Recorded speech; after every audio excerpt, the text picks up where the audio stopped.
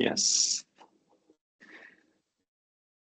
So, yeah, I think we can start. We might. I have seen that a couple of you will not be able to participate today because they are on missions, and I don't know why, but seems like you are all even working in full day jobs. So the mentorship program is not the only thing you're doing. Oh, wonder. So welcome everybody to session 6. It's the first session of the second module. I know that you know it's our third cohort, so we have initiated this program under the Scale for Resilience the first time 2 years ago. So happy, I know, and I have heard only the greatest things of the program so far. I had the pleasure with a couple of you to have a check-in last week, this week, I don't remember even, on feedback on the program, so much appreciated. And we are gathering this across the board in order to have a better orientation too for the organization of next steps of the next sessions, but also of future programs. So thank you very much for these feedback sessions too. For today, and I will not yet introduce Natalia, we will have first a recap of the last session. And Regine, I understand you are alone representing your body team, but recapping quickly on the last session 4. Session 5 was an intermediate session. On session 4, correct me if I'm wrong, Regine, but if not, I would first hand over to you. Thank you very much, Christopher. Thank you. Indeed, we are doing a recap of session 4, and I have a buddy team together with Arcel. So although she cannot make it today, but she's a very creative person, and actually she have prepared a video so that she can also make sure that she have her own contribution today. So I will try my best to make sure that it will be shared also on the screen. So allow to me. So that's why I really have very good partners to work together. Yes, so I will need to share my screen. Let me see if I can do that. One moment, please. Let me know. Okay, should be. Can you see from the screen? Yeah, okay. Something is coming. Give it a second. Yes. If you have sound on the video, you need to activate a toggle that lets you share sound too. And I at least see your screen. I don't know if the rest of you sees your screen. Perfect. So I do not have sound from my PowerPoint, but later on I will try to show a video. So maybe you have to help me with that, but it will be later. I will turn off my camera as well to limit some internet distraction. Okay. Let me see. Perfect. So yes. Yes, today is a recap section on number 4. The topic of section 4 is on green. You're not sharing anymore, Regine. Okay, let me I'm do not it seeing again. anything. Please share again. Yeah, can you see it on the screen? It's coming. It's still black, but it's coming. It should be. I cannot see it. Can anybody else see it? I only have a black screen so far. I see your cursor. Okay, maybe unshare and share again. Let me retry. So I'm so apologize for that. That's a normal. Since COVID, we all know this on a daily basis, right? Just try to unshare and share it again. Now it's not showing anything. Understand. It was a bit stuck. So even though I tried to do something, so allowed me to quickly log out and log in because it is just not responding. Yes, no problem.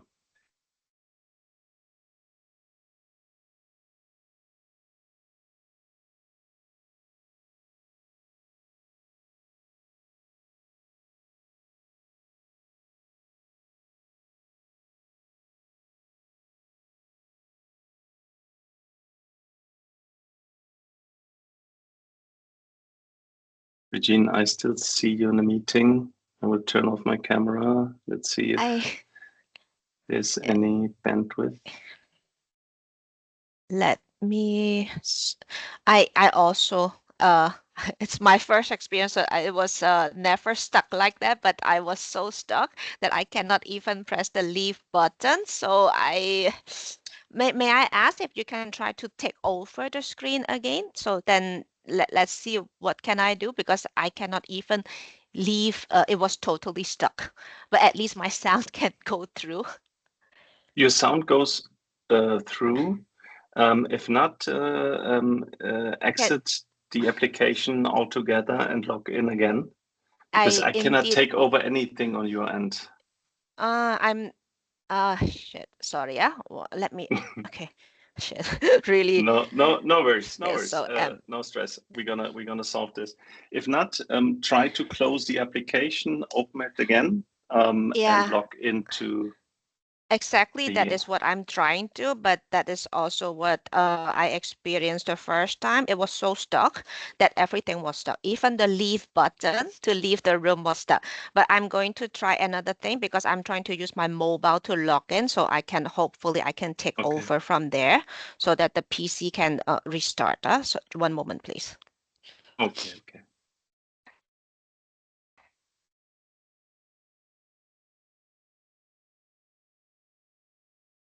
Yeah, let's just give Regine a minute. Natalia, you are there, right?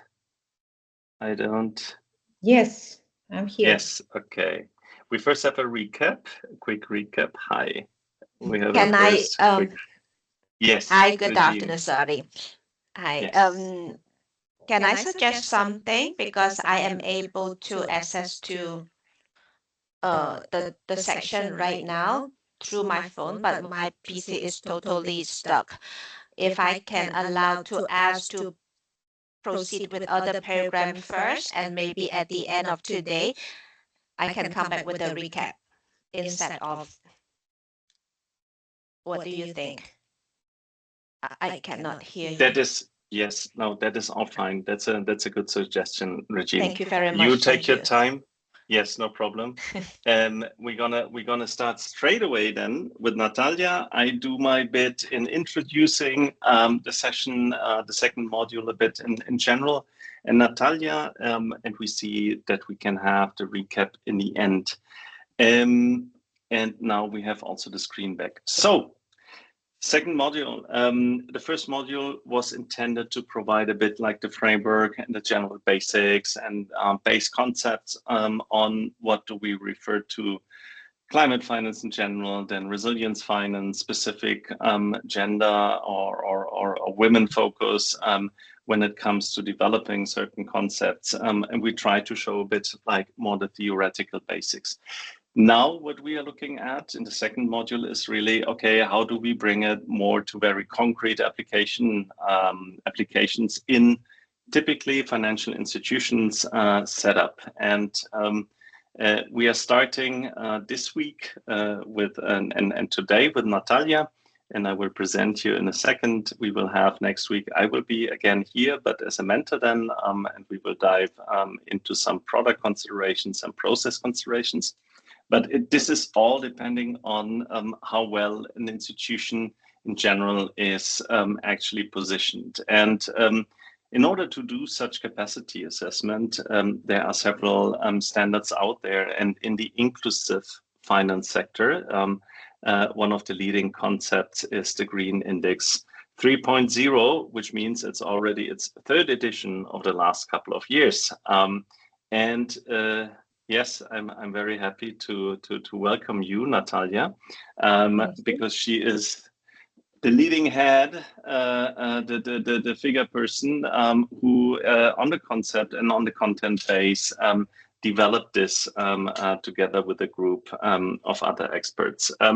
So welcome, Natalia. Natalia is founder and CEO of Hedera in Berlin, a tech company on impact data management. She's at the same time lead expert for the Green, Inclusive and Climate Smart Finance Action Group of the European microfinance platform. And she also has the co-lead of the frontiers and emerging markets of the German government's Bundesinitiative Impact Investing. More than 15 years of experience in impact finance, in working with FSPs and with investors in green microfinance. So we could not have anybody better on this call today, really, to introduce us to the Green Index 3.0 and how to assess capacities already installed with financial service providers. So without further ado, I hand over to Natalia and leave you all in her capable hands. Natalia, please. Christoph. Thank you, Christoph, for this introduction and especially for the invitation to be part of this program and participate in the mentorship and share with you this tool, the Green Index 3.0, and give you this short but packed training. Christoph, I may need your help with sharing the slides from your side because okay. I see that from here. You cannot do it. Let me, okay, now just here. So today's the day where we had several limitations in terms of. No, I don't see anything. Yes, so something is moving. Yes. Now I see your screen. Does everybody else see Natalia's screen, please? Yes. All good. Perfect. Excellent. Then. Okay, good. Okay, go on, Natalia. So yeah, so we have overcome this first technical challenge, and before we start, I see that we are a small group. So I just need your hands, like for whom is it the very first time that you hear about the Green Index 3.0? Or is everyone familiar? And how much? So like let's then change the question. So if Kadi, for you it's the first time this tool, right? Yes, first time. And for Vanita as well. Good. So we have here two persons. And for the rest, like how advanced? So have you have heard about the tool, or have you already played around, explored it? You knew the previous versions. I'll open the chat.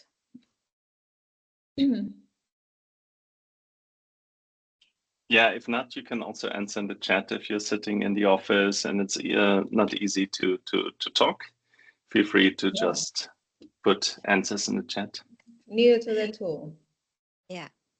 This is Regine from Suriname Southern Commercial Bank. Yes. I'm very new to also the name, but because we have a few sections before this name came into our awareness, but it's basic. Only a name, but not in detail. Yes. Very good. It's perfect. I just, because I've done these trainings very recently, and I don't want for you that it's repeating or that I go too superficial, while you will like to go more in depth on the tool. So the first to start, as you see here, the Green Index 3.0, this is a tool that is from the Green Inclusive and Climate Smart Finance Action Group, that is hosted by the European Microfinance Platform based in Luxembourg. I'm Natalia Realpe Carrillo. I'm Director of Hedera Sustainable Solutions, and as consultant, I've been leading the development of the tool and as well the evolution and updates of this tool until this third version for the action group. Yeah. So to start, I'll introduce you first to the work of the action group that you are very invited to explore and also to connect, also to join, to get updates on the activities and access to resources from the platform. So this action group is a unique multi-stakeholder think tank for the environmentally responsible inclusive finance. It was launched over 10 years ago and hosted by the European Microfinance Platform. As of today, it has more than 150 members from more than 75 institutions. And if we condense its objectives, we have the main ones is to address the current challenges and strategies in green inclusive finance to foster knowledge, action and cooperation among all stakeholders and promote international recognition and adoption of standards and tools that are supporting green inclusive finance, as is this green index.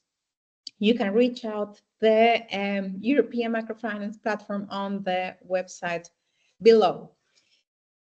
This session that I will give today is I tried to pack a very condensed but very good overview of what is the tool about, what are the main dimensions, the main indicators, some case studies, and also resources that you can explore. But if you want to go more in depth on each of the dimensions, we recently had a series of trainings in English, Spanish, and French in November, December last year. And you can access the recording and presentations in this link. You will receive the presentation, so you can just click on the link and then you get access to these resources. Yeah. So with this overview on the trainings, I will now dive on. First, give you an overview of the first concepts on green inclusive finance, which I know that it's not new for you, but these concepts will be used during and in the implementation of the tool. Then I'll introduce you the tool with the theoretical background, the methodology that was implemented, and what's the content on each of the dimensions. And then we will explore together the digital tool so that you see the survey in detail, and then for you to reflect how it can be possible to implement it within your institution. So far, are we all clear on the plan of today? Do you have any question, suggestion, comment? Thumbs up.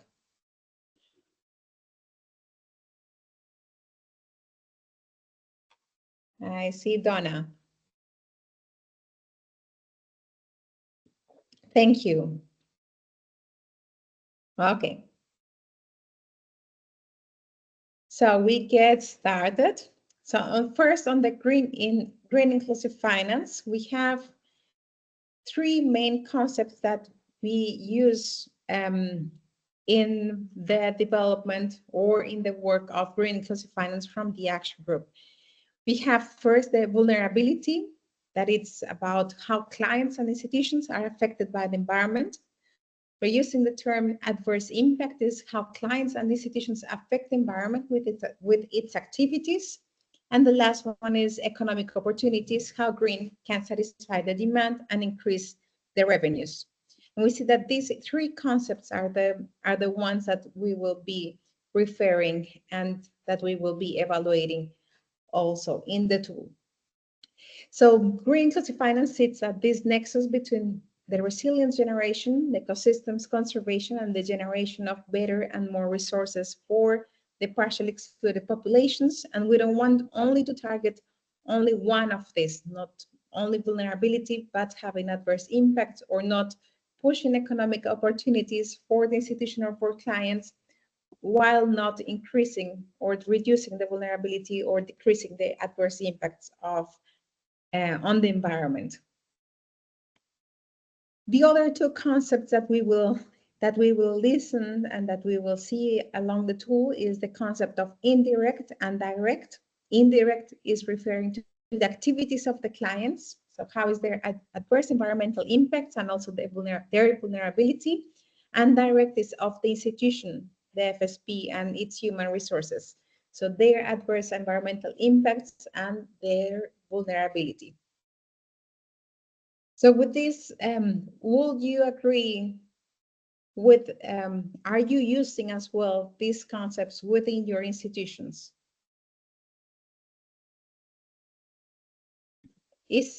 Are these terms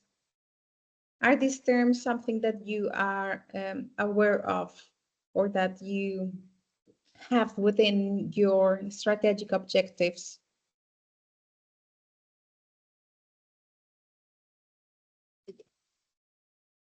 This is Regine from Yes. Southern Commercial Bank. Let me. Okay. We are a bank that are Yes. only with 13 years, but we have a focus on financial inclusion. Mhm. So therefore, not all the words, but yes, vulnerability, economic opportunities are familiar in the bank, but not yet in the green area where I'm here for.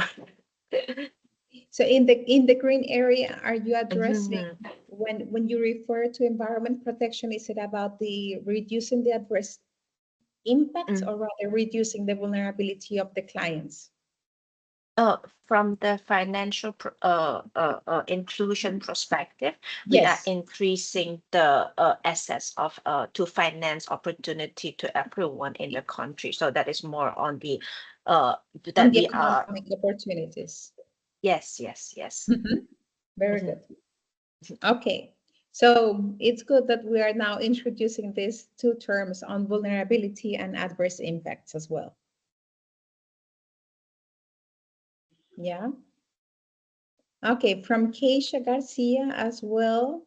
Not all, yes, aware of them.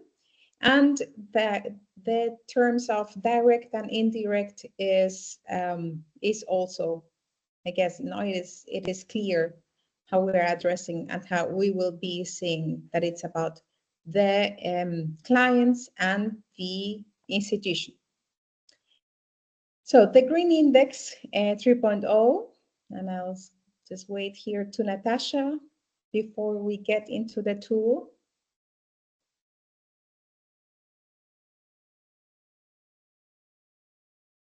Natasha, any comment? Or will you like to open the microphone?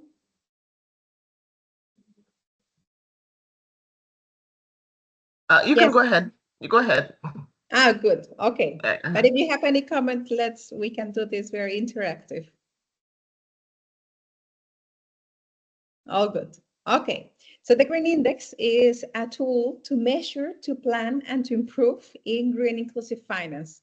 It is a framework for assessing the financial service providers' current performance in what are they doing for environmental protection, and for defining also an action plan to improve it. So it defines it. You can see then what are the gaps, what are the strengths of the financial institution, and at the institutional level, being able to raise awareness, to have the evaluation of their environmental performance, enhance the commitment of the institution, plan activities, prioritize actions, and in the long term monitor also the progress.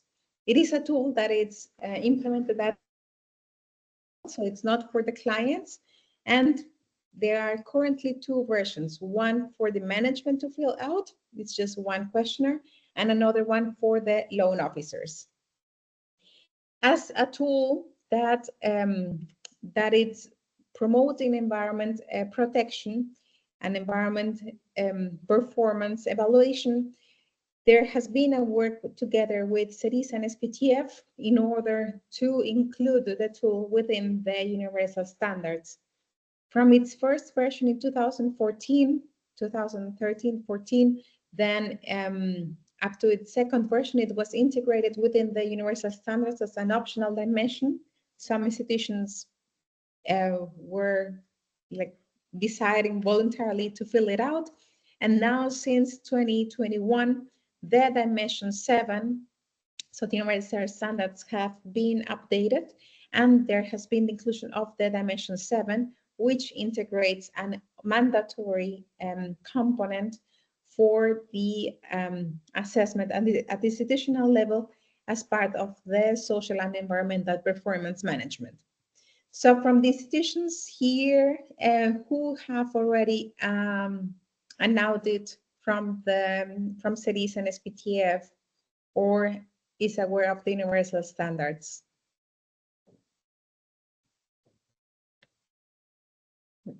Raising hands, or is it the first time for you also as well to get to know about the universal standards?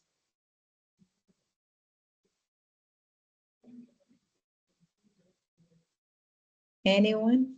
Veronica, first time?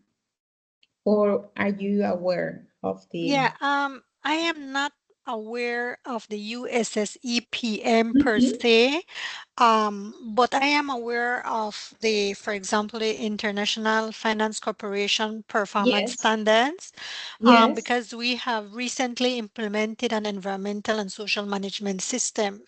And yes. so when I look at this, it really is very, very, very similar to what we are doing. So yes, we have an environmental and social management system that Mhm. is based on the IFC performance standards, and also we look at the European banking system. There's a standard for that. I can't remember the name, ERBD or something to that effect. And so Yeah. our system is based on that. Okay. Yeah, so then there will be, as for the mentorship program, there will be even more topics here to discuss. So from the universal standards, it measures in different dimensions: social strategy, committed leadership, client-centered products and services, client protection, responsible human resource development, responsible growth and returns, and environmental performance management is an evaluation also at the institutional level for microfinance institutions with a set of questions with indicators, yes, no, partially, if the institution is doing specific activities.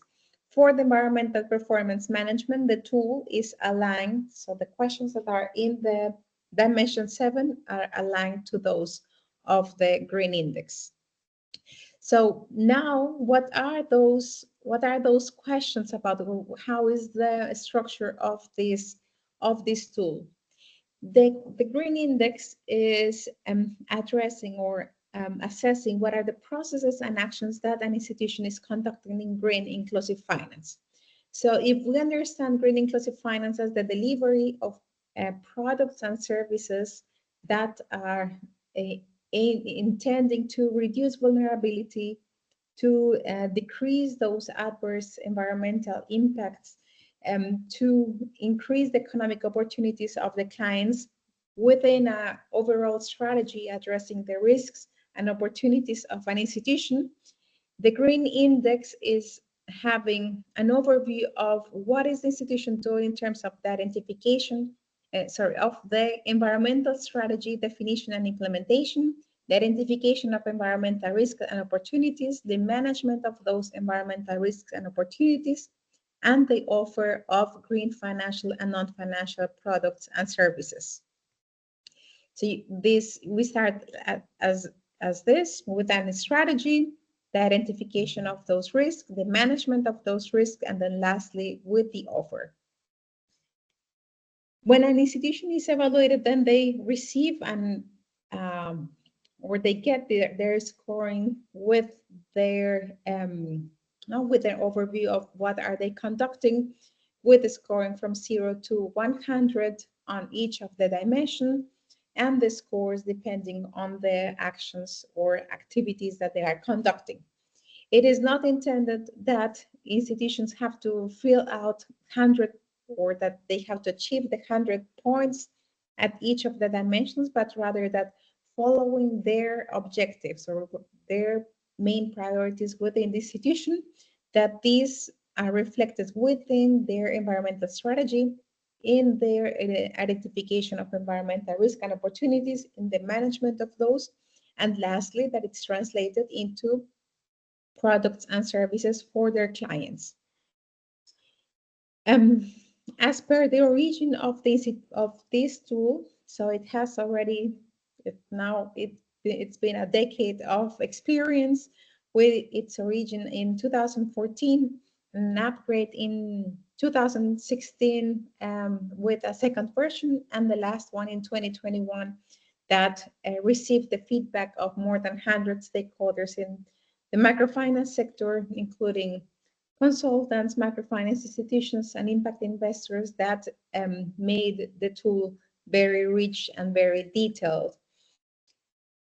For institutions that would like to see more on what are microfinance institutions doing in green inclusive finance, and as well case studies based on what are the best practices for each of the dimensions, you can visit this green map that we have developed for the European microfinance platform, where you can explore by country, by projects, or by institutions, and also explore more about the Green Index 3.0, and then see the different cases. As well, the link is included in the presentation. So this tool, and different from other types of assessments, what is intended, it is not that there is a bad like if you revise the indicators or the actions, it is not intended to see whether an action is false or wrong, false or correct or truth, but rather what it is evaluating and assessing is whether the institution has the capacity to execute actions in each of the standards and essential practice, and which tools is the institution using to implement those actions, and what is the outreach of the implementation. So then you will see that for each of the dimensions, we are assessing what is the capacity of the institution, the tools, and then with quantitative indicators, the outreach of it. Yeah. Here for now, we will see then later in the examples or in the details of the indicators, how does this look at. But here to give you an example of the capacity is about whether the institution is giving training to the staff, or specifically from management or from external parties, in order to develop the risk assessment or to offer specific green products, and then seeing which tools are they using in order to do that activity, whether with documents or materials or IT solutions or others.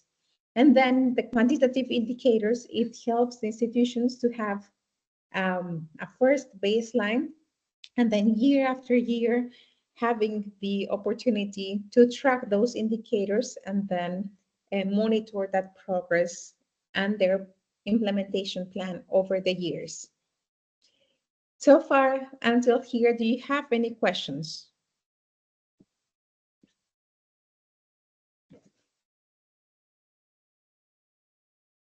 Yes, Regine. Hi. Yes, thank you. Um, can I get one slide back, the chart where we have? Yes. So, my understanding is GL 0, 1, 2, 3. Sorry, not this one. The This other one. one. Yeah, yeah. So that is like green index 1, green index 2, green index 3. That is. Am I Yeah. correct? So this one is about like the name of the dimension, Oh the yeah. dimension 0, Uh uh. dimension 1, dimension 2, dimension 3. Oh, dimension. Oh, okay. Yes, but it's the green index, so we call it. So this will be the green index 3.0.0 in the tool. and understand. So where they are the dimensions to actually make an assessment of the financial Yes, institution based on yes. different area. Meanwhile, Mhm. for me, for example, strategy identify like when I grow further. So somehow this is more like a framework where you can start it from a strategy, then you Yes, identify, then you manage. The last part is then you can design better products, right, based on the yes, understanding. exactly. Yeah, but in this chart, the interesting thing is, for example, then the number three, where it seems that maybe this organization are very strong in creating some product, but then they might lack of knowledge from the other side. Am I interpret correctly? It is correct. Yeah. So this is a very, and perhaps here Christoph has also the same experience. I've been accompanying 15 years microfinance institutions in green inclusive finance, and I've seen institutions that they develop products or a Yeah, green yeah. product especially, but Yeah.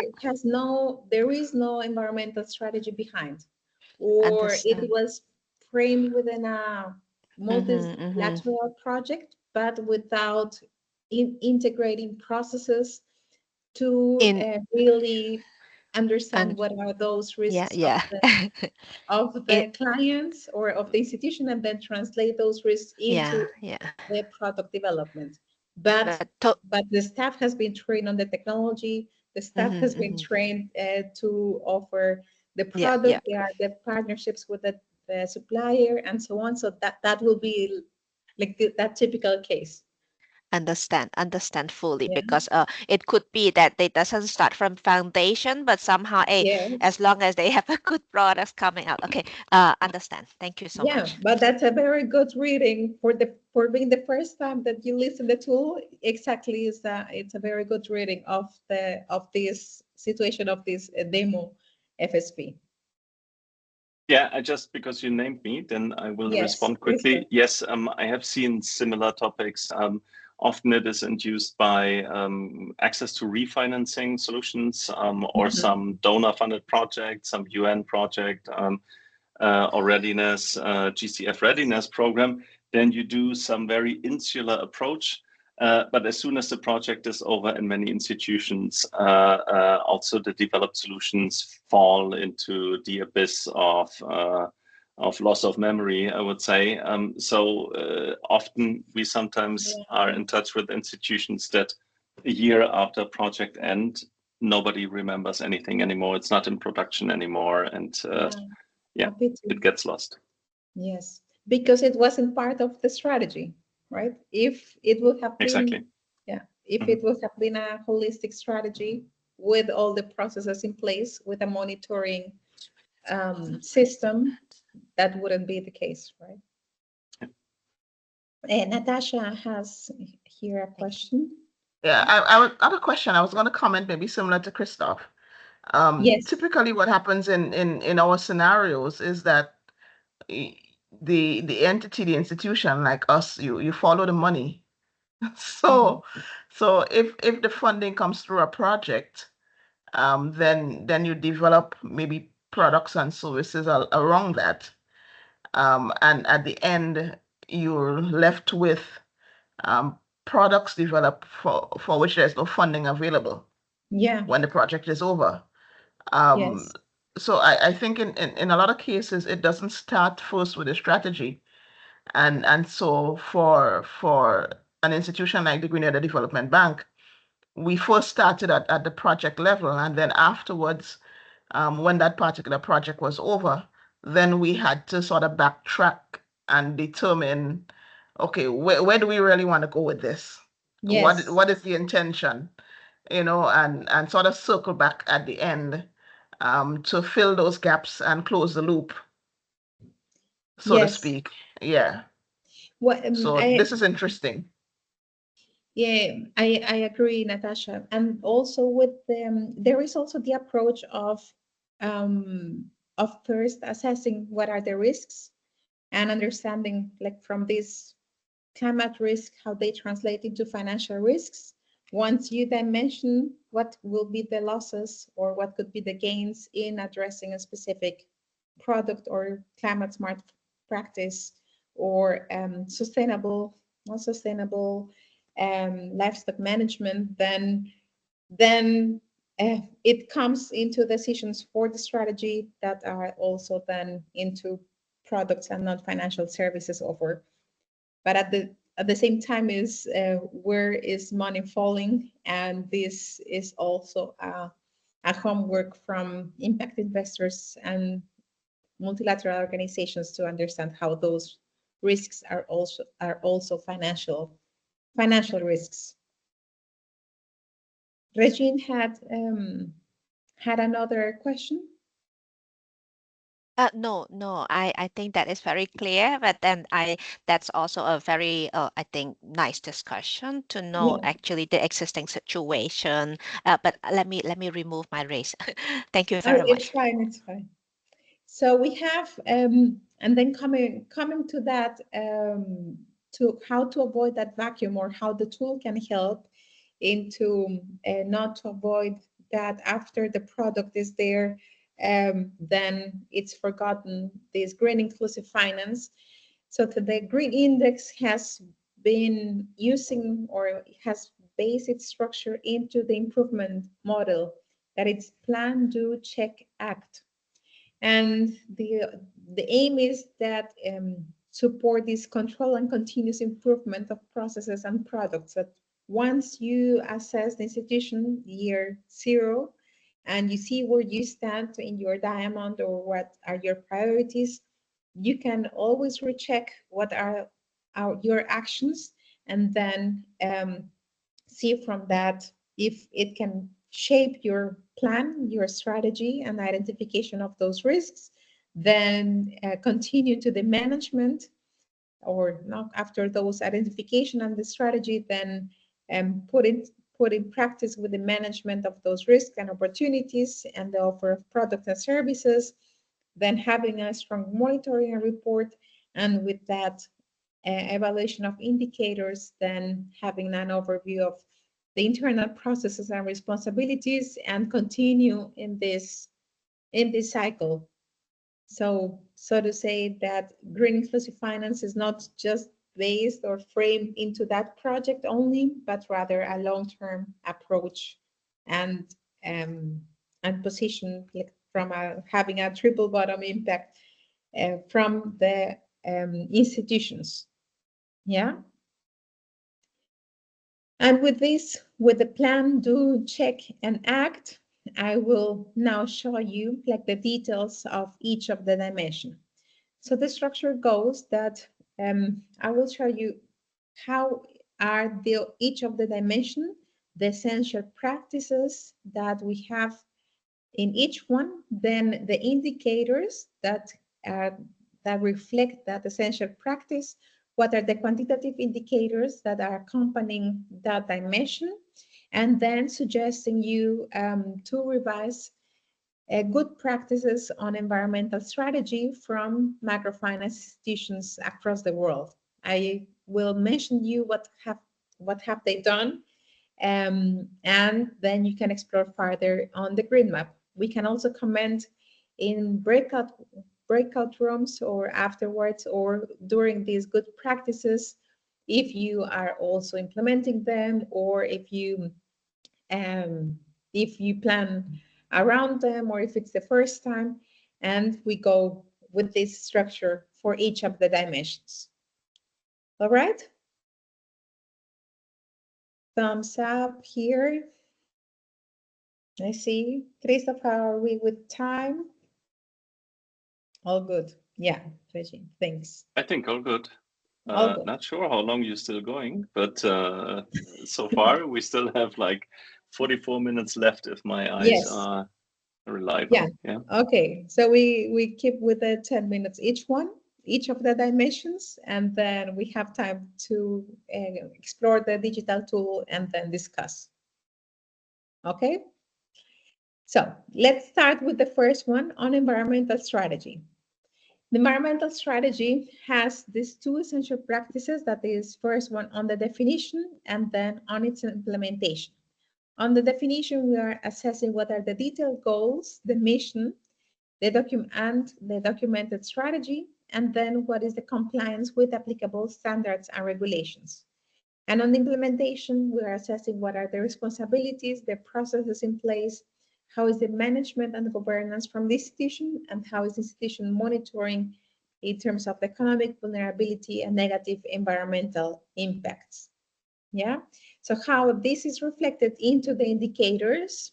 So we see here the institution's environmental engagements are formalized in this mission, vision, values. The institution has a documented strategy that specifies its intention to achieve environmental goals. The institution's environmental strategy specifies items required to implement the strategy.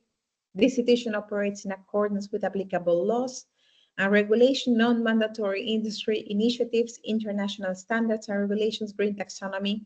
The institution has established partnerships. The institution has assigned an annual budget for the achievement of its environmental strategy. And then the quantitative indicator is the annual budget assigned for the achievement of its environmental strategy. So once you see these indicators, you can already envision how the tool evolves. So it's about assessing what is the institution doing in terms of their environmental performance. From these indicators, do you have any question?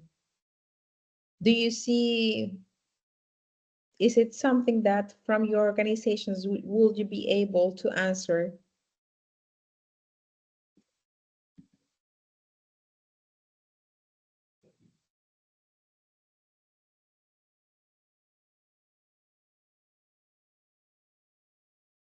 I wait, yeah, for Donna or anyone that would like. Are there any completed projects using the strategies that we can look at implementation? So the institutions that I will show, Asilacime and also Fortune Credit, they have an environmental strategy in place. And I can give you also the links to their institutions so that you can see details of their strategy. But from the Green Index, so there are institutions with a strategy, but if you are referring to the evaluations of the Green Index or completed projects, these are like individual assessments. Okay, good. Yes. So you will have the links for exploring the strategies of these institutions. Now, we have the second essential practices is the implementation, put in place the strategy. And how is it, what is it assessing is if the institution is defining roles and responsibilities in implementing the environmental strategy, if the board and management make strategic decisions based on environmental performance data, if the institution trains both the board members and management on their environmental performance management responsibilities, if the institution ensures the implementation of its environmental strategy, if it implements a complete environmental and social management system, if it has defined processes to monitor the progress of implementing its environmental strategy, if it has integrated indicators into the MIS that are used to track the implementation of its environmental strategy, if it collects data on an ongoing basis to measure whether it is achieving its environmental goals. And then here we have the quantitative indicators with the full-time equivalent staff appointed to execute the environmental strategy, the KPIs achieved, the total of obtainable market reached for financial products or for non-financial products, for green financial products or for green non-financial products, the frequency of reporting, the number of meetings, the percentage of clients that have reduced their vulnerability to climate change, environmental degradation, or biodiversity loss. So here, as you see, when we were talking about the capacity and enablers, we see here that we are talking about the staff that they have, the resources and the tools that the institution is using for implementing. And then if we continue on the overview of the indicators, the institution is assessing and managing the proper implementation. The institution collects data to measure the achievement of its environmental goals in terms of the evolution of client or portfolio vulnerability. The institution collects data to measure the evolution of client or portfolio level to adverse environmental impacts or the evolution of its own adverse environmental impacts or vulnerability at the level of headquarters, branches, or human resources, and the institution reports on its environmental data. And here we have also all the quantitative indicators that the institutions could collect. Now I turn back to our page here. I see questions.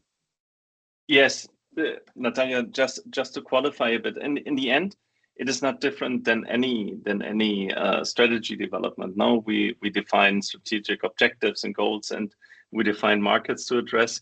But I think the power of the tool also for of the Green Index 3.0 is really also in showing what the steps are. So for example, if you look at market share of obtainable market, this if you want to ever answer this, you need to identify what is the actual market we are addressing.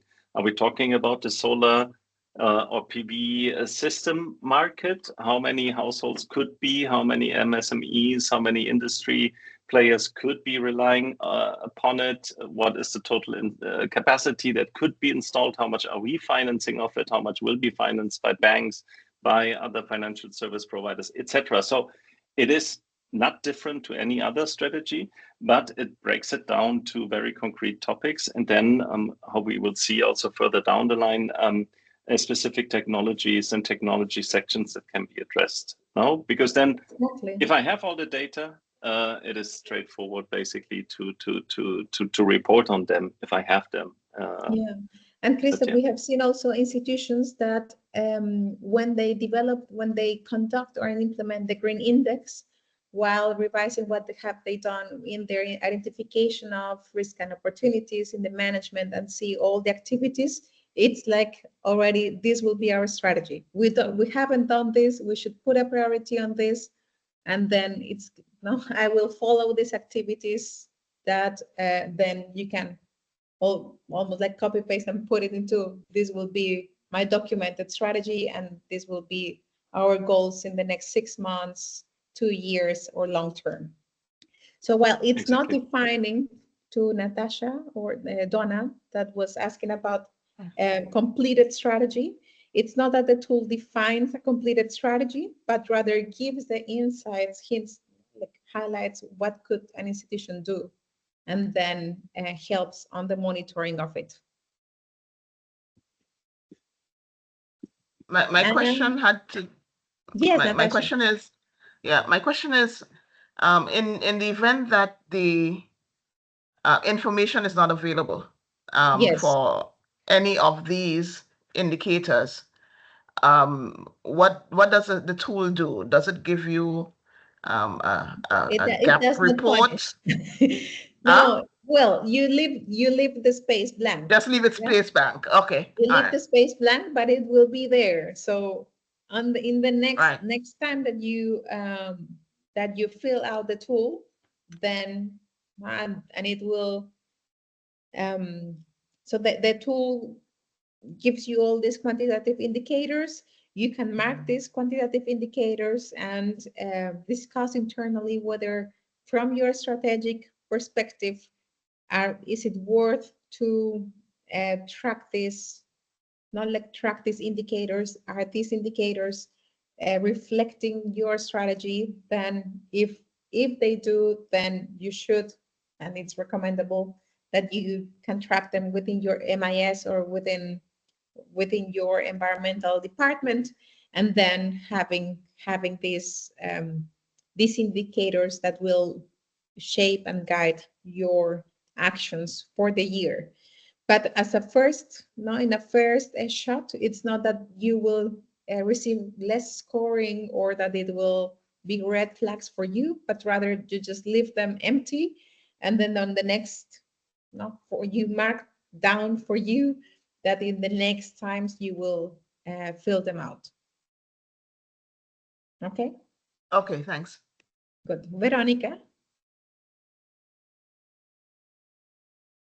Yes, I just wanted to share that this is very, very interesting because when I look at this, we have been doing components of this in pieces. Like, for example, we started off with the implementation of our ESMS, and then just last week, our board approved our environmental strategy. And where I see this, for example, in the third point of, in terms of looking, or was it the second point, in terms of measuring the adverse environmental impacts on your entire portfolio, that really is where one of the things we want to achieve. At the moment, we're only, for example, looking at carbon footprint, for example, basic stuff like that for Yeah. our internally. But where we want to go is to do it for the entire portfolio. And I think that this actually brings everything together. We're just doing piece. In fact, recently also we developed a monitoring, evaluation, accountability, and learning system or strategy.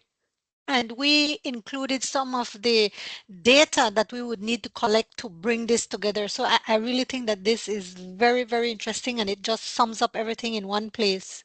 Indeed. And even I am surprised that you say that you are doing very basic stuff, but many institutions not even can do what you are doing currently on the carbon accounting. Yes, well, actually, we got assistance through the EcoMicro project to do that. Okay. Yeah. And we have continued. One of the things that we're doing right now is improvising that protocol for collecting the carbon because we noticed some little glitches. So we're improvising on that. And so that Yes. would be updated in these coming months. Very good. And very good that you can continue the work from EcoMicro and not that it's then forgotten within the institution. So yeah, good job. I see from Keisha, you had,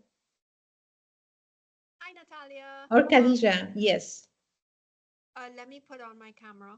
I like to have my camera on, sorry, when I speak. So I Nice. see, like my colleagues, I'm seeing such complementarity with what we are trying to do here at the banks. And it's wonderful to see a tool like this.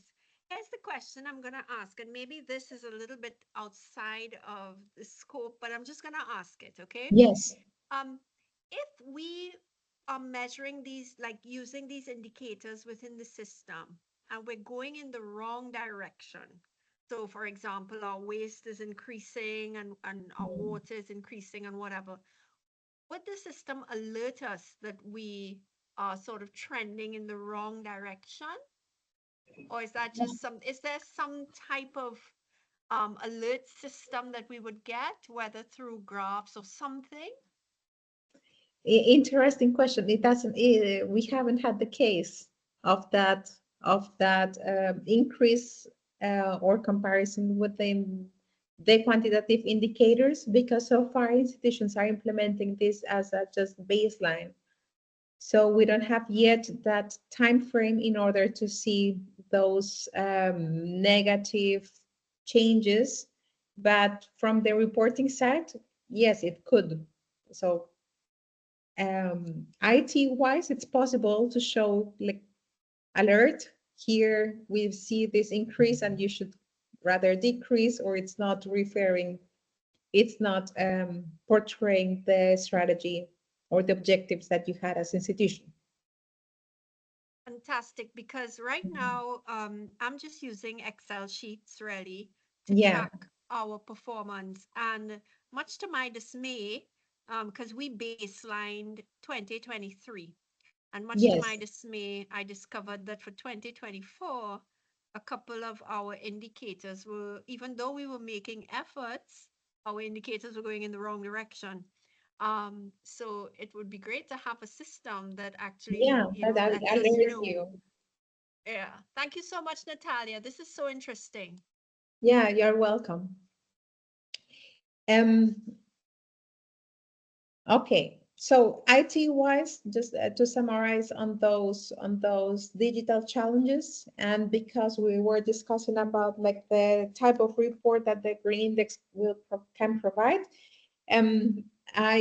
it's good to mention that the tool is a public source. It's a public good from the European Microfinance Platform, and institutions can access to it as an open source code that you can then implement within your institution.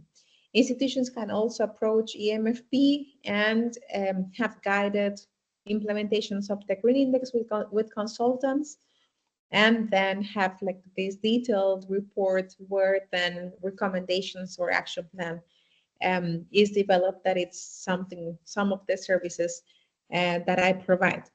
Then within all these activities, like the development of the strategy or identification of risks or a monitoring of climate solutions. There are like the different providers that can help institutions. So the idea is that you can revise within your activities, within your processes. Where do you need support? I see that you have TA support from Ecomicro or from assistance in different contexts, and then you can gather that that support for the development of your activities. So continuing, we have now the practices or examples of case studies on the environmental strategy. And I brought to you 4 case studies that we have on the green map. The one on Asilasime Solidarité from Togo, Cameroon from Cambodia, Fortune Credit in Kenya, and Fundación Génesis Empresarial in Guatemala. These institutions have, what they have done in terms of the definition of the strategy is that based on the implementation of Dimension 7 or also or that in that time Green Index 2.0, they these institutions have defined what will be their specific objectives to follow as institution in terms of reducing the vulnerability, reducing the environmental impacts, and also fostering economic opportunities. And in this case, in Asilasime Solidarité, with activities within the institution and also with their clients, now even in waste management. In Fortune Credit, they have also implemented the Green Index 3.0. They have defined their environmental strategy. They are using as well IT systems for satellite data for the offering of macro insurance, and as well are offering a wide range of environmental or green products technologies for their clients. And Fundación Génesis Empresarial, for the implementation of the strategy, they are also using digital systems as the one from Yapu, that enables them to use data in order to monitor the implementation of their strategy. Yeah. So in Fortune Credit, with a team and with specific roles within their team, they have a team budget and then objectives in order to address or to conduct activities that they have planned over the year.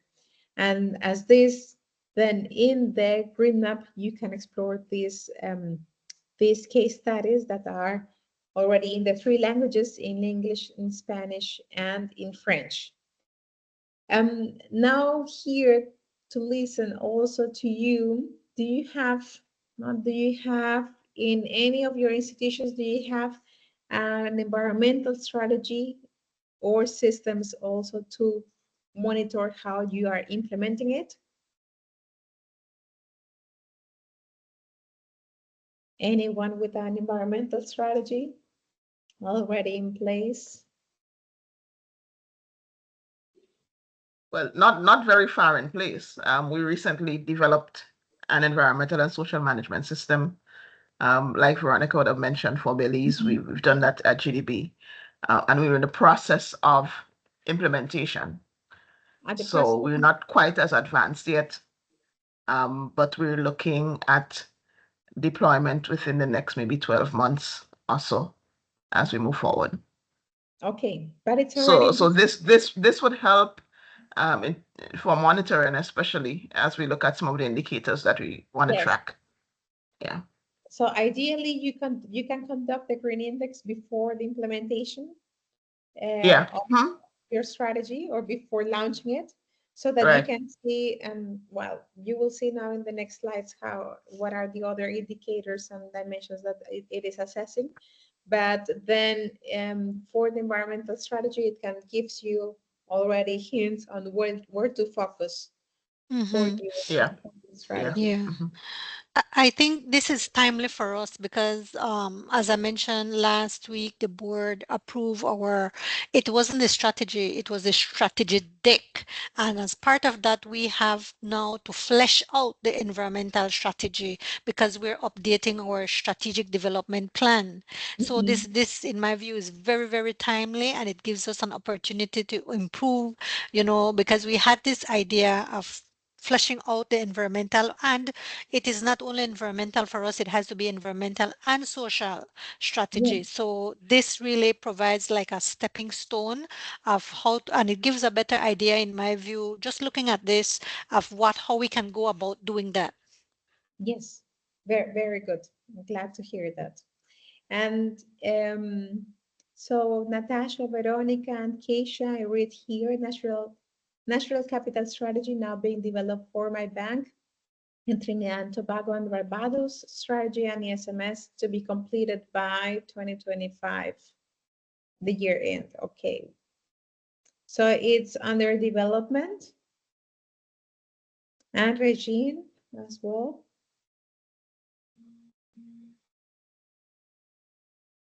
No, not yet aware on environmental strategy in other banks in Suriname yet. Well, it's the beginning. So we will see, hopefully in the next years, we will see more. Yeah, Oh, indeed. Please go ahead. Please go ahead. sorry, Regine. So this is Keisha, just very quickly, so that everybody knows. For my banks, we are focused on natural capital, and we finished our materiality analysis assessment based on 2023 data, and we have just done the first quantification of our portfolios, which we will be using to firm up that strategy for the banks. And then we will move directly into the ESMS development and implementation, if that helps. Yeah? Good.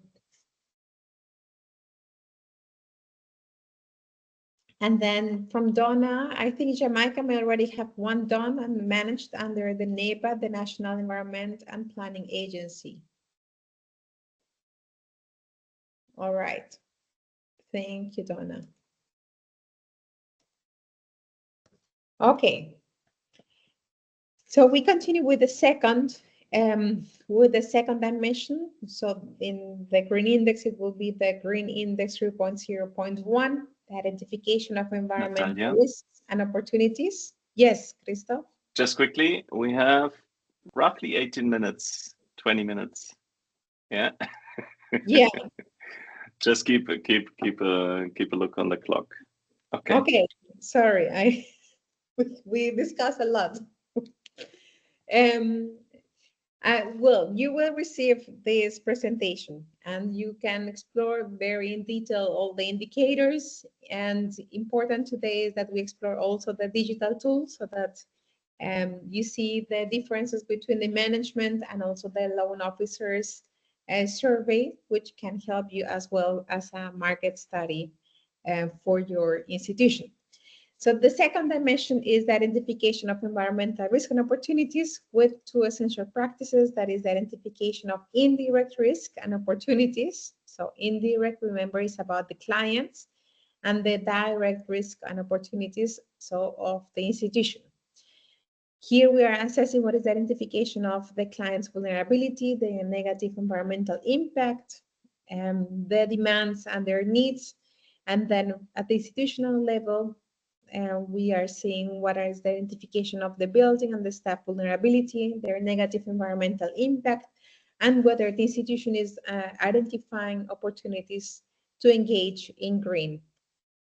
How this is reflected in the indicators, we have if the institution identifies vulnerability at client level or portfolio level to climate change, environmental degradation, biodiversity loss.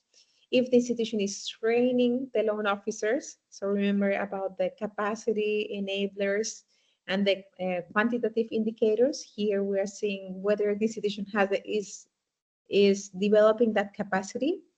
If the institution has partnerships with technical or technologies providers to evaluate the client portfolio vulnerability, whether the institution is identifying adverse environmental impacts. So we see here the difference, vulnerability and adverse environmental impacts, if it's training the loan officers on it, or if it has partnerships with suppliers for the adverse environmental impacts identification. And then quantitative indicators, we have the number of loan officers that have been receiving training, the number of awareness raising events, the number of partnerships established, and then we have for both for vulnerability assessment or for the adverse environmental impact assessment. Then for the identification of indirect risk and opportunities, we continue with the market research, whether the institution does this type of studies to identify the demands and needs.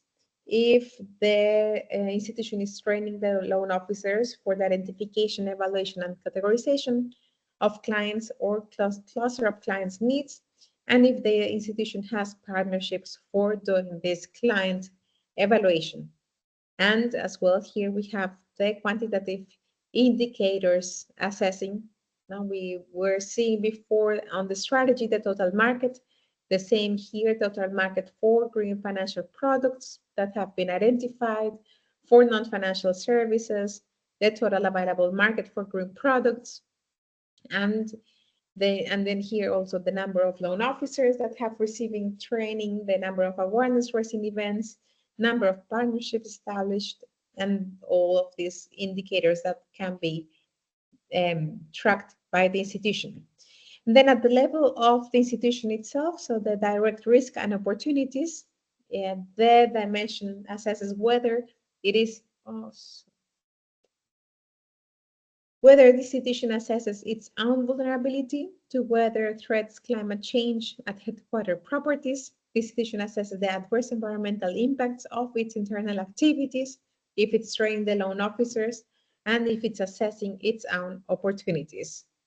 So you see here, again, clear the enablers and the tools, the capacity and tools that the institution is using with its quantitative indicators. And here, now if we remember what institutions are doing, whether you are already tracking carbon emissions, electricity consumption, paper consumption, waste, and percentage of amount of insurance, a cost of green energy compared to the classic energy during last year, and I guess like all these indicators that you are able already to track. On these indicators, do you have any question or comment? Do you see feasible for your institutions to track these indicators?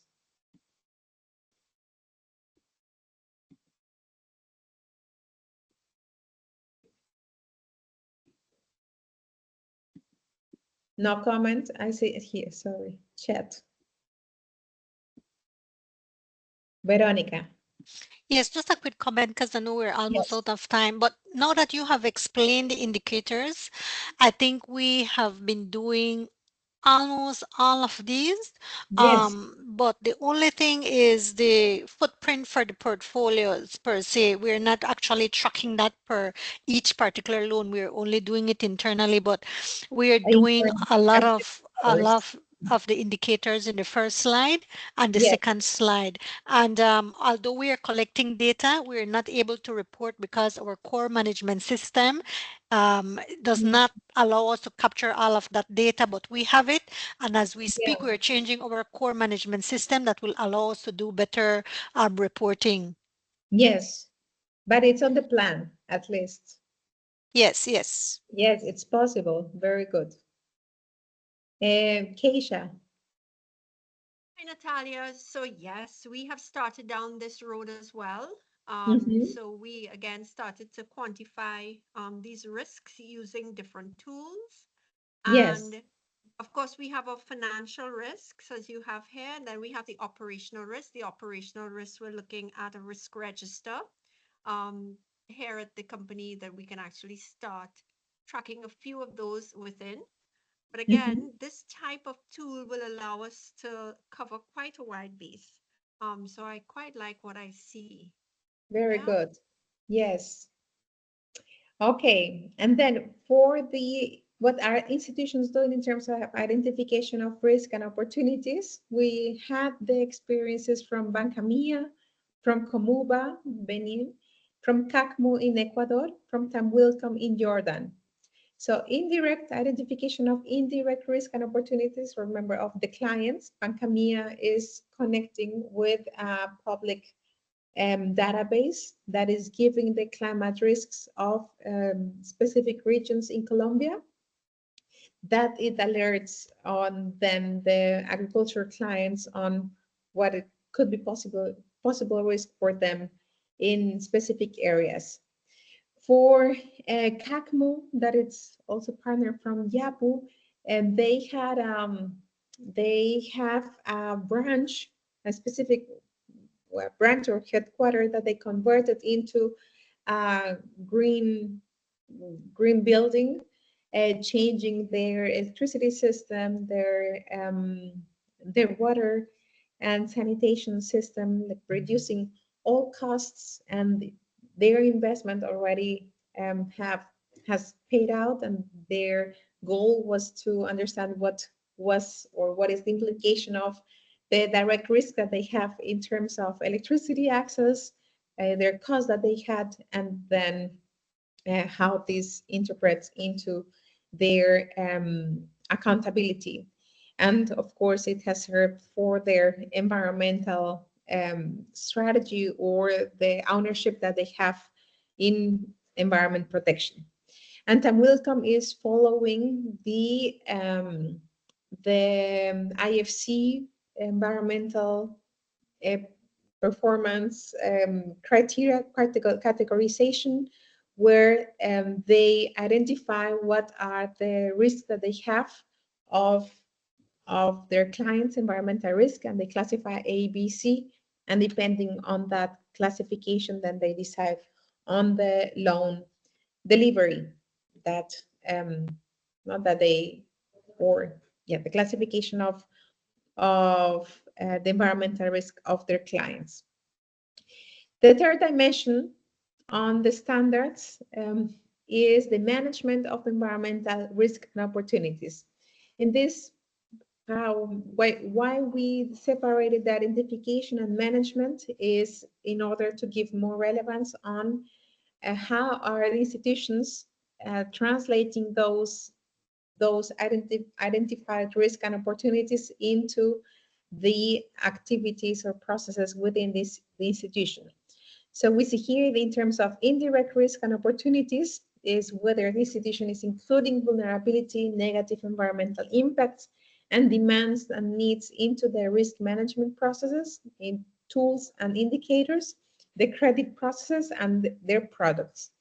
And in terms of direct risk and opportunities, whether the institution is conducting actions and processes to reduce the institution's vulnerability and negative environmental impacts, and grab opportunities for the institution itself, whether through partnerships, participation in international programs, or participating in conferences, in trainings, and so on. So what are those indicators? We're saying here the institution incorporates into its financial risk management policies and processes identify vulnerability of clients or portfolio. The institution recognizes identified vulnerability of clients as a factor of risk to achieve its social mission or environmental objectives, or the institution incorporates identified clients' vulnerabilities into its risk management processes, thanks to indicators and scores, the categorization of each client, the definition or level of risk acceptance, proposal of specific financial or non-financial products, awareness raising, and so on.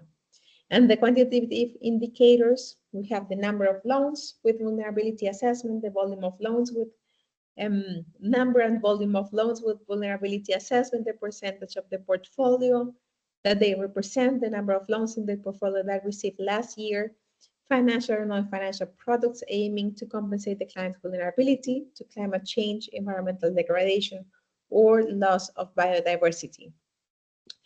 As well, we have whether the institution incorporates identified adverse environmental impacts. So we saw before about the vulnerabilities. Now it's about the adverse environmental impacts, and the same structure as before. And then on the management of the direct risk and opportunities, whether the institution has a contingency plan, whether the institution avoids, minimizes, or offsets the adverse impacts of its internal activities, if the institution raises staff awareness, if the institution is certified, purchase certified carbon credits, or manages its own identified opportunities to develop and implement the environmental strategy, an environmental or management or climate risk management system, green products and services. And here we have examples of the quantitative indicators, the number of staff who has received information, number of staff who received information and strategies, or implemented or participated in activities reducing the institution's environmental footprint. And because of time, now we go directly into the good practices and bringing here the cases of Curie Microfinance in Senegal, Muktinat Vikas Bank in Nepal, Bank Fondesa in Dominican Republic, and Renaca in Benin. And these institutions, as well, we have the case studies, we have also video from Bank Fondesa, and with Muktinat Vikas Bank, for instance, that we have supported from Hedera in conducting an evaluation of the needs of their clients in terms of electricity access, water, sanitation, and hygiene, and also food security in order to shape their products and services. So that's how managing, like from the identification, then converting that information into the management of those indirect risk and opportunities. And Renaca and Curie Microfinance as well with digital systems provided by JAPU to identify and to manage their risk at institutional level and also with their clients.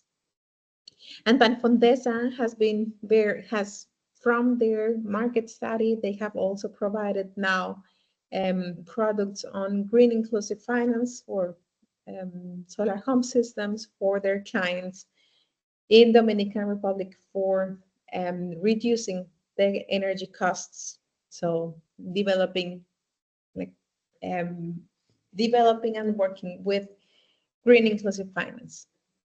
And here do we have any questions yet? No questions. So we go to the last dimension, and we still have a little bit of time to finalize on the dimension that is the green products and services, and then explore the digital tool. On this dimension, we are here only covering not now differentiating between clients and institutions, but rather differentiating between financial products and non-financial products and services. And here we have whether the institution is offering already green loans on clean energy, energy efficiency, sustainable agriculture, clean water sanitation, circular economy, savings, remittances, or emergency loans, climate production insurance, and then in non-financial products, whether there is awareness raising, training, technical assistance, and partnerships. And these categories, so we see that the categories will be evolving and will be are not here exclusive. This is not only the ones that we are categorizing in green inclusive finance, and that's why systems, it is good that you have internal systems, or if you are following a specific taxonomy that it's at country level that you have to follow, then this can also be embedded within the tool. In green financial products and services, I will only show you now the one for energy, but this type of indicators will work also for the other categories in wash, in waste management, in circular economy, and so on, okay? Or sustainable agriculture. So the first indicators is whether the institution is offering these loans to implement or maintain, whether the institution is offering specific technologies through dedicated loans, including specific characteristics of those loans, like adapted interest rates or adapted the grace period or adapted the duration of the loan. The institution supports the development of specific capacities, so with dedicated regular trainings to the staff or partnerships, and if the institution applies specific procedures or tools to support the loan provision.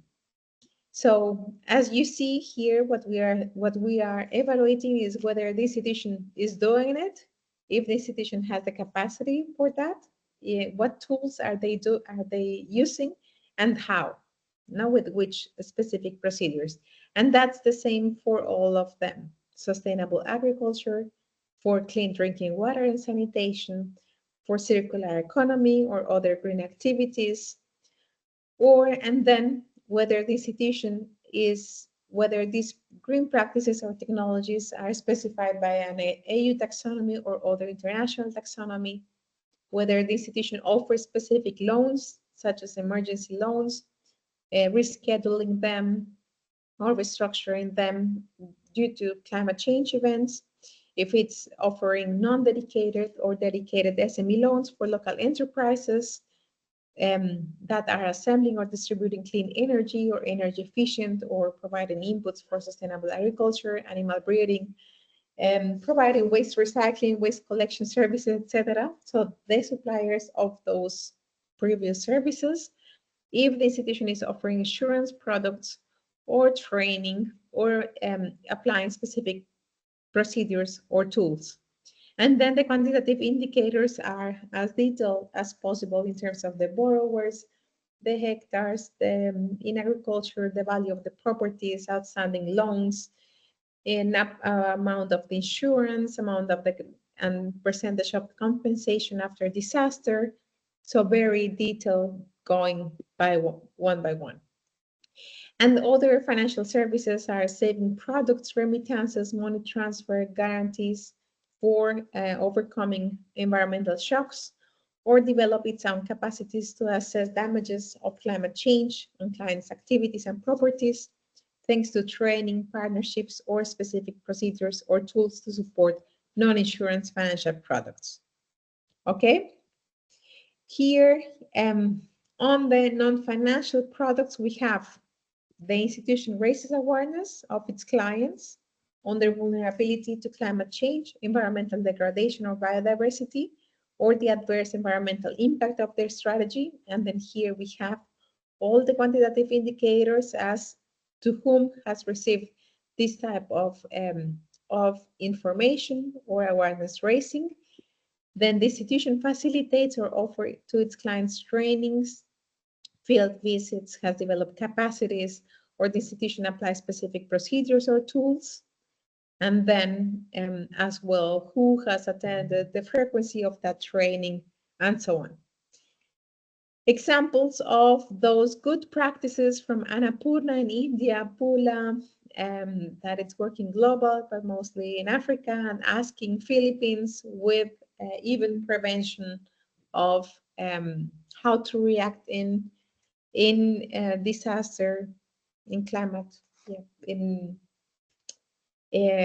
after disaster or prior to disaster, especially in the Philippines, that it's so prone to environmental shocks.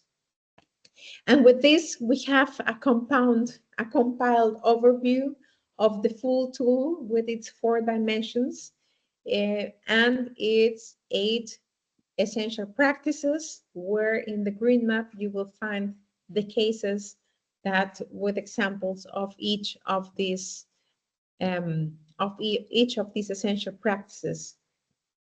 And then lastly, on the tool, so for those that we'll see later, how is the alignment of the green index and the dimension 7. Once you fill out the green index, you are also filling out the dimension 7, and the dimension 7, which is a more very reduced questionnaire, but it still covers the main The main topics on environmental strategy, identification and management of environmental risk and opportunities, and green products and services gives a first shot of what is the institution doing. So lastly, for those that would like to explore more on the green inclusive finance, what are those concepts? How are we referring to the specific identification of risks, the management of those risks? There we have very detailed training materials also on this website from the European Microfinance Platform on the Action Group that you can access to them, as well available in different languages that go from the green strategy up to management of products and offer of products, and as well digital tools for green inclusive finance. And then we have now the digital tool. So I will share in the Natalia, chat. Yes. We are already 3 minutes over time. Can you share also maybe, I don't know, whoever wants and can stay, maybe a short dive into the digital tool? I think Yes. this will be important because it helps to concretize stuff, right? Yes. And if not, we keep on running the video recording, and we'll extend a bit. Yes. So, Natalia, back to you. Yeah, so I shared in the chat the link to the tool. Yeah. And then the tool, so initially the first versions were Excel tables that represented the Green Index first version and second edition. And then for the third one from Hedera, we have digitized the tool so that because of the extension of the survey, when you enter, you will see that it's you will see two versions for management and for field officers. And the one that you can explore, you can explore both, but in this case, I recommend you to go for management. You can enter at the beginning demo user data, so AX whatever, and select to self-assessment and the full version. And with the full version of the tool, then you can have a full overview. I will go as well on the tool.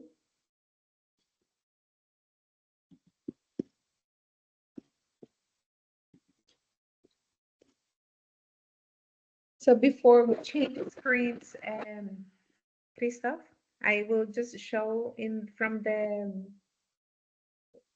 the presentation how at the end it looks like an automated report. So you have the overall evaluation on the environmental strategy, identification of environmental risk and opportunities, the management of green products and services, and as well the detailed overview of which indicators is fulfilling already the institution, yeah, for each of them. And this means that an institution is taking more than two of the activities mentioned or the actions mentioned in the indicator. Then we have the assessment on the green financial products and services, whether the institution is offering them, or the identification of opportunities, the monitoring progress, or offering green non-financial products and services. And from the risk management side, whether the institution is identifying indirect or direct risk, or doing the identification and management of negative environmental impacts, or the management of vulnerabilities. Yeah, so these are the two types of further scoring speed besides the main one that the institution gets. And lastly, the contact of the action group. And from my side, I think you have my email in the in the invitation of this call. Yeah. Okay. Just one question quickly. Yes. Is the access and the use of the tool free of charge? Is this accessible or? The tool is free of, so you can access the tool. If you want a self-assessment and do it by yourself, the institutions can, I just lost the screen where I can see you. It's here. So that is for free. Then in this, if you go in the link below, you can have the contact, and from the e-MFP, we can enable you a link for the institution where you can fill out. You receive the automated report, but it's something that it's from Hedera. If you want like a guided, what I do with institutions, with a guided 4 sessions where we go like, what is the introduction on green inclusive finance, the concepts, analyzing each of the dimensions, then developing action plan and so on. That's a consultancy that it's offered with a cost. Okay, understood. Yes. Natalia, thank you. Thank you also to the entire group for still being here. I think that's because the topic is quite interesting and relevant. That is why we chose it. Again, I think as always, be in touch if you have further questions. This is clearly the idea is to disseminate these solutions. But first of all, thanks, Natalia, for all the presentation, for the explanation. I hope you enjoyed it as much as hopefully everybody else. I did. I haven't heard about it for a long time. I have only worked with the tool, so it was very good, also for me. Thank you. Thank you. And yeah, next week, we're going to be looking at a very concrete case study. It will not be from the region, but you will be able to relate to the region, and we will do a climate risk and green loan assessment of a customer with a chicken production. So we're going to be looking and putting this into a framework of a wider resilience finance strategy implementation, and trying to make it a bit more tangible from strategy to operations. We try to cover it next week. So thank you, everybody. Then looking forward to next week. Regine, we will be in touch if you are still there. And obviously, we see each other next week all together with me then. Yes, thank you. Thank you, Christoph. Goodbye to all. Thank you. Pleasure. Bye. Bye. Bye.